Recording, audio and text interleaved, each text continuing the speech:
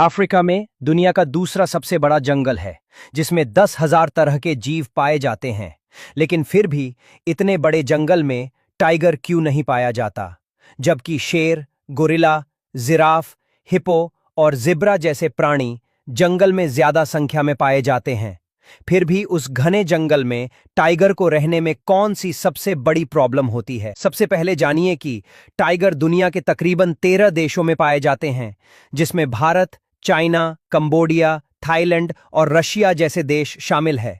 दुनिया में कुल 4,000 आसपास टाइगर हैं और उसमें से भी 2,500 जाइतने बंगाल टाइगर हैं, जो इंडिया में पाए जाते हैं। अब जानते हैं कि अफ्रीका में बाघ क्यों पाए नहीं जाते।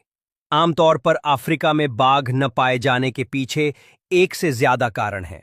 सबसे पहला कारण है कि बाघ यानी पैंथेरा टाइग्रिस ऐतिहासिक और वर्तमान दोनों रूप से एशिया के मूल निवासी हैं।